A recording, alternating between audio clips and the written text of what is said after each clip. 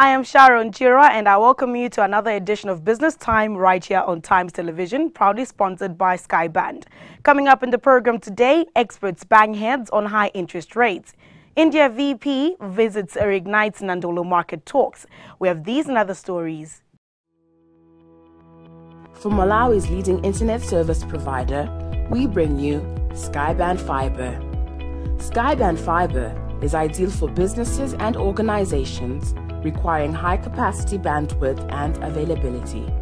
Using GPON technology, Skyband Fiber offers you connectivity that supports the goals and objectives of your business. From selling products and services, issuing invoices, managing payroll, video conferencing and emailing, a reliable internet connection is now a standard requirement. Skyband Fiber offers you a fully managed end-to-end network, higher bandwidth services, improved network uptime, reduced latency, the speed of fiber at the cost of WiMAX. To connect your business or organization, it's as simple as A, B, C. A. Agree. B. Build. C. Connect. Experience the internet like never before. For more information on our fiber rollouts timeline and to view some frequently asked questions, visit www.fiber.mw. Skyband, Malawi's leading internet service provider.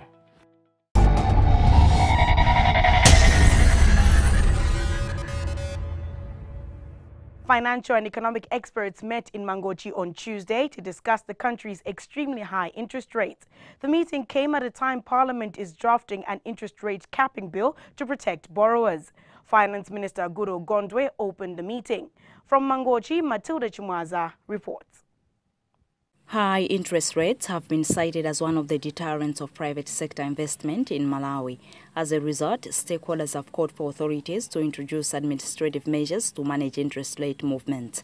The Reserve Bank of Malawi has therefore organized a monetary policy conference in Mangochi to openly debate the issue and come up with recommendations.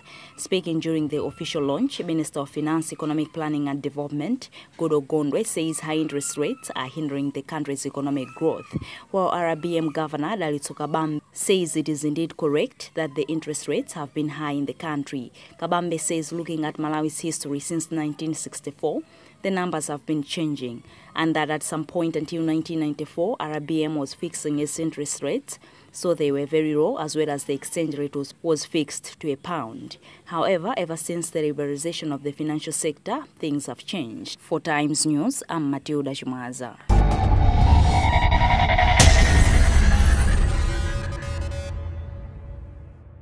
Minister of Industry, Trade and Tourism Henry Musa has appealed to the High Office of the Vice President of India to intervene in processes leading to the two nations signing an agreement for India to resume importing pigeon peas from Malawi. Musa made the appeal during the India-Malawi business meet in Lilongwe on Monday, which was graced by India's Vice President Sri Naidu, who paid a two-day visit to Malawi. Chimwema Mangazi reports. In August last year, India announced a ban on importation of pigeon peas, but later relieved exporting countries when it announced again that it will import 200,000 tons of pigeon peas between 2018 and 2019 through quotas, which Malawi missed because it delayed to sign the agreement. Musa indicated that Malawi is in dire need of a big market for pigeon peas, being a crop that is grown in almost all the districts in the country. I'm repeating myself on the need for the highest authority of India to intervene, so much so that quickly we should sign the memorandum of understanding to facilitate exports of our pigeon peas to the Indian market. That will be done. You heard the Vice President in response that this is one of the items he shall be discussing with the head of state later this morning at Kamu's Palace. The Indian Vice President did not comment on the issue but focused his attention on the Business Incubation Center project currently underway at Mponela in Dowa district, funded by his government, stressing that it is an indication of commitment to grow the industry in Malawi.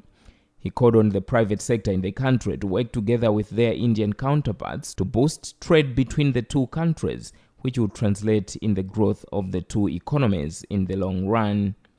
From Lilongwe, I am Chimoma Mangazi.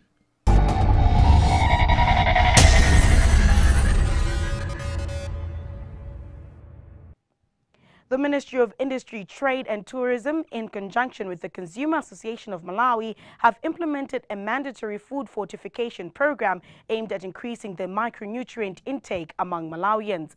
From Blantyre, our reporter Sharon Jumbe has the details in this report. The food fortification program aims at increasing the intake of micronutrients among people. Speaking during the media sensitization workshop, Industrial Development Officer at the Ministry of Industry, Trade and Tourism, Maesom Sogera, says the program is mandatory. Well, the government in 2015 put up a legislation requiring products like cooking oil, sugar, salt, wheat flour and maize flour to be fortified with various nutrients.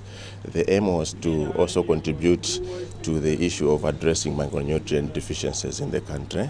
As you may be aware, the government is trying to address these problems through different approaches. For example, under Ministry of Health, they are implementing activities to do with the supplementation, encouraging the communities to consume, dietary foods, but also we are addressing this issue through fortification.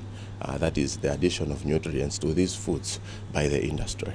He adds that the National Fortification Alliance aims at ensuring that products produced within the country as well as abroad meet the fortified standards. Consumer Association of Malawi Executive Director John Capito urges the consumers to indulge in fortified foods. I think the issue about fortified foods is important in Malawi. I think when you look at our micronutrient studies, they have shown that I think we have a lot of challenges. We have a lot of malnutrition, and definitely nutrition deficiencies are quite many.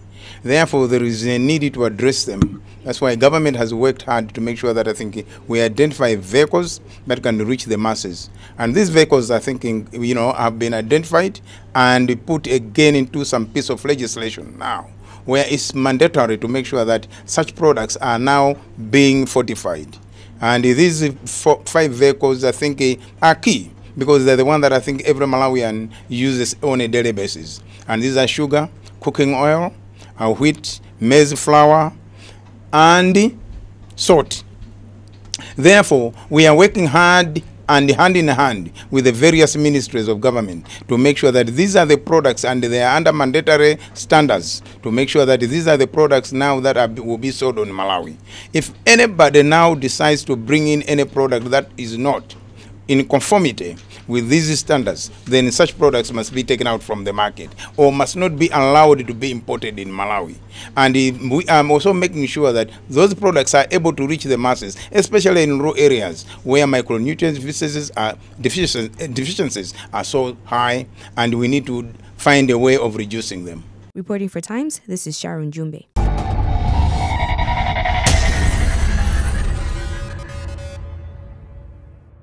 Remember, this is Business Time on Times Television, proudly sponsored by Sky Band. Still to come, business journalists urged to be patriotic. We'll be right back. How to access billing at skyband.mw. Go to skyband.mw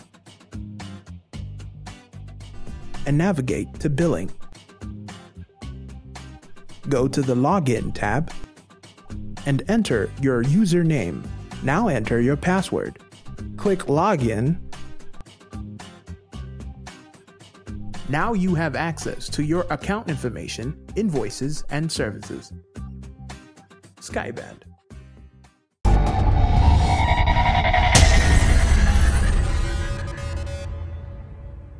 The country's business and economics journalists have been urged to put their country first by highlighting various investment opportunities so that Malawi attracts more foreign direct investment.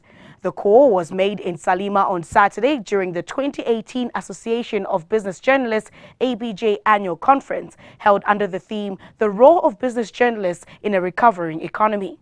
Details in this report. Speaking when he opened the conference, Malawi Revenue Authority Head of Corporate Affairs Stephen Kapoloma said much as negative news sells, journalists have a role to paint a positive picture about various opportunities in the country. Yeah, as Malawi, we are a country that has vast resources, and the opportunities that are in this country can be accessed by others through the media. So the media is the window of opportunity for both local and foreign investors. As such, it is important that the media focus more on the positive elements that this country has, so that we can have more investors come in here and support our recovering economy. It has been very positive and progressive.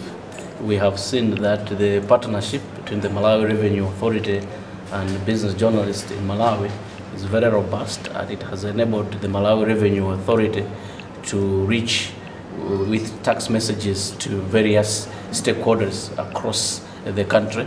And through that, we have been able to build a campaign towards mobilizing the citizens to comply with taxes, which means more citizens registering taxes, more citizens submitting returns, more citizens demanding receipts, and more citizens paying taxes.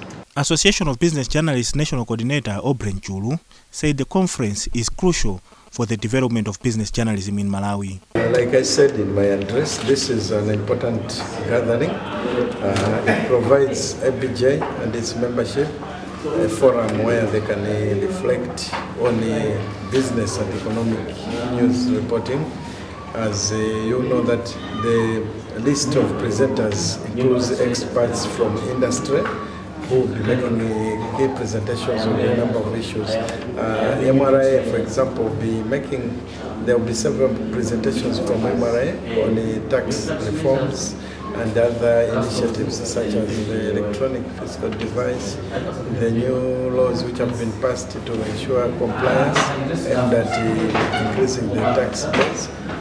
There's also the Reserve Bank of Malawi who will also be making a presentation in other areas of the monetary policy, mostly I think to do with the interest rates, stabilization of the economy, the inflation rates and other issues. And there will also be presentations from some businesses, the partners like the First Capital Bank, the role of business journalists, and we will also, as ABJ, have a presentation on making ABJ financially sustainable through membership and what other initiatives to raise funds to make it sustainable, to carry out programs. As you know that most of the partners, there is a sort of donor fatigue, sort of, so you really need to find a way to be sustainable as an organization. From Salima, this is Taonga Sabola.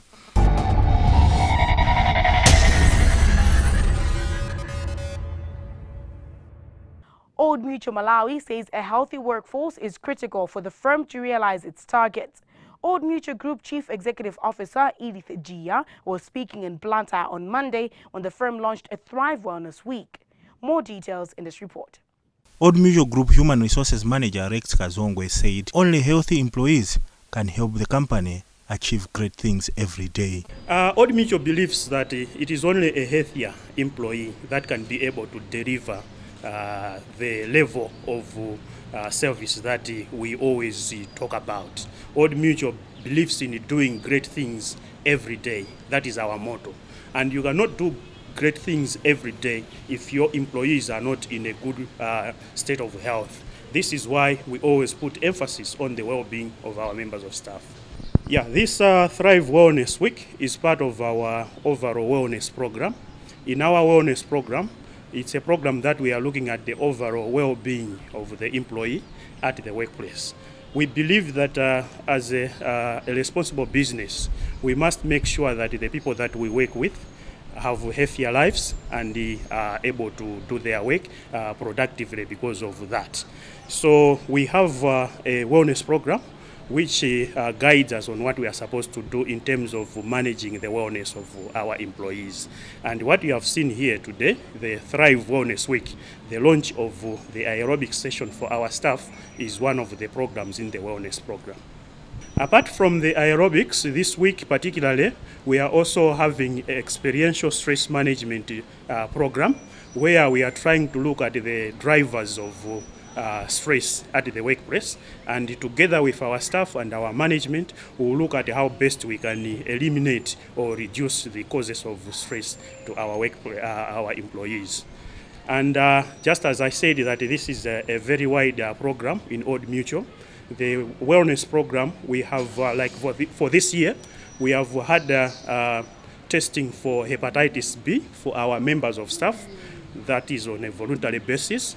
And those that are not infected, we have managed to give them vaccinations for the members of staff as well as their spouses. And those that have been were found to be infected, we are taking them through a rigorous medication program, and we have seen positive results from the interventions that we have put in place. Apart from the hepatitis B testing, we also had voluntary HIV testing for our members of staff, and similarly, those that have been infected are receiving various assistance from the company, depending on the situation that they have. Going on in this wellness program, we are also arranging to have eye testing for all our members of staff, because we understand that our members of staff, they are working with computers every day, and the cases of one to have challenges with the eyes is a possibility. So we want to make sure that we are always assisting our members of staff in whatever way we can, so that they are fully in a well and healthier condition, that they can be able to deliver the objectives of the business. One of the firm's employees, Selina Gisale, thanked Old Mutual for the initiative. First of all, I'm so excited and so thankful to my employer, Old Mutual. I'm very much sure that this will help us a lot, because as long as we'll be fit as employees, it means our services, our outcomes, our results will also be very good. So I think it will help us a lot. We'll be fit, yes. The issue of BP won't be on our side, we'll be fit. From Blandaya, this is Tawanga Samula.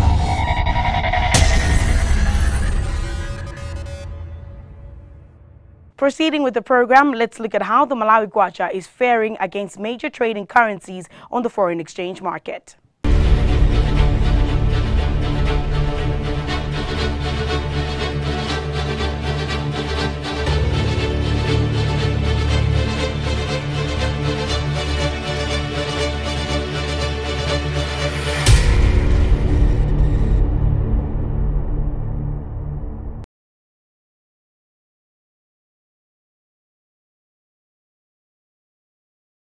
Relax. Here's how to connect.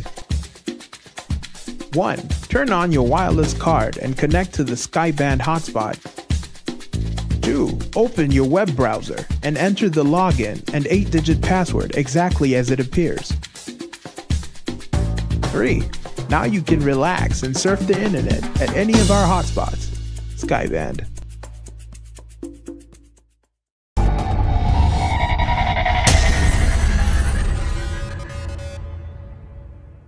Mangochi-based man Samson Makalani on Friday won 250,000 kwacha in the promotion international money transfer firm Mukuru is conducting.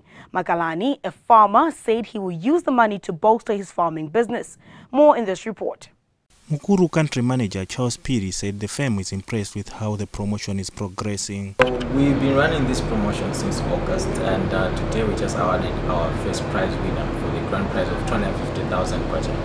Basically, our promotion is to give back to our customers, to show them that we value them. So what we've been doing is, every time you come to collect with us, there's specific amounts that if you collect with us, you enter into a raffle draw, and then you are able to win the grand prize. But then also, on each day we are giving away different prizes. So we have small amounts like 1,000, 2,000 kwachas that customers are winning on a daily basis, as well as t-shirts and caps. Well, our customers really appreciate it, because most of the feedback that we've been getting has been really positive and full of excitement. So they're actually excited that for the first time Mukuru has been doing this for them. So they really appreciate it, and it's something that they want us to keep doing from time to time. So as a business, we started in 2016. And we've been growing. And since then, a lot of people have actually been using Mukuru to send money from their relatives into Malawi. So we've been getting customers from South Africa, Zimbabwe, Zambia, and many countries within Southern Africa. and it's really been going great, and we've been a lot of help to our customers because most people didn't have this solution. It's instantaneous, so you have your relative send money to you and you receive it right there and then just get a message and you come through our branches, or we work with different partners, so we are all over the country. When you go to a Zona booth, you'll find there's a Mukuru. At FDH, Standard Bank, FMB, different banks, you're able to find a Mukuru. So yes, basically we are helping a lot of customers be able to get funds from their relatives from different countries outside the country, including the UK as well. Speaking after receiving his prize, Magalani said he will use the money to bolster his farming business.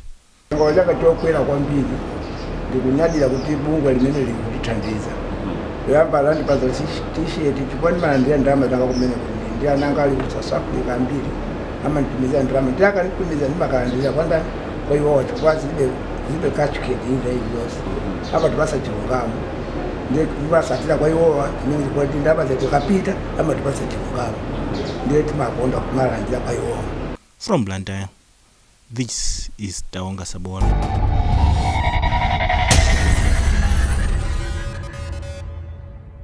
Expectations are high that concerns of lack of finance among small and medium enterprises, SMEs in the country, will be lessened following a partnership FDH Bank has entered with the African Guarantee Fund, AFG, to access $3 million that will be loaned out to SMEs. The partnership comes at a time statistics indicate that 75% of all SMEs in Malawi do not have access to formal financing, while 59% are entirely excluded from the formal financial sector. More in this report. Statistics indicate that 75% of all SMEs in Malawi do not have access to formal financing, and 59% are entirely excluded from the formal finance sector. FDH Bank Managing Director Eric Ouattara said the partnership is an extension of an initial deal where 2,000 SMEs from across the country benefited and were able to pay back the entire loan to the fund. Those who have to grow with us are the SMEs. And it's very important that we're able to get a partnership who can allow us to finance more of the SMEs. And it's fundamental because it's those who are creating employment for youth, for women, and for those who need employment. So a lot of Malawians are trying to do business and they are struggling to get financing, formally or informally. African Guarantee Fund Chief Executive Officer Felix Bigpo said SMEs are the engine of economic growth in Malawi and the entire continent, and therefore need to be supported in every way to achieve the desired growth. Everywhere in the world, SME remains the engine of the growth. Africa, when you go everywhere in the street, you can see SMEs. When Malawi, you can see SMEs. And yet, Malawi is not growing the pace it's supposed to grow. Just because this SME don't have proper access to the right financing for them to be able to put in action their vision.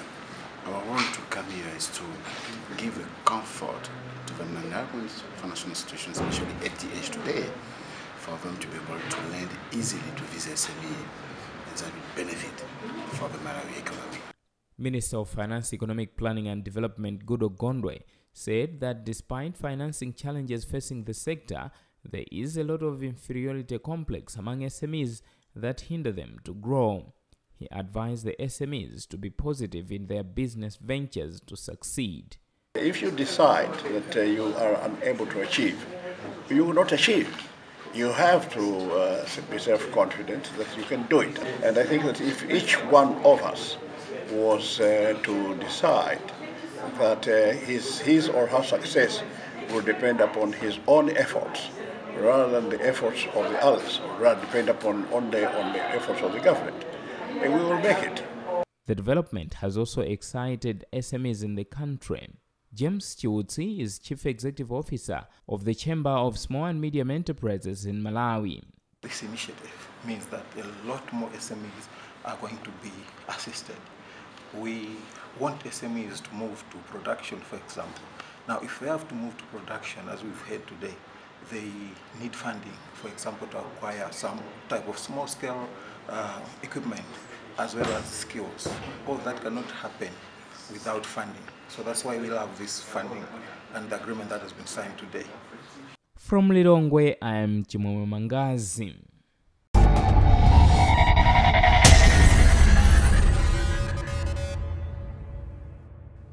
On that note, we have come to the end of Business Time on Times. Until next week, I am Sharon Chirwa, but always remember, if it doesn't make money, it will never make sense.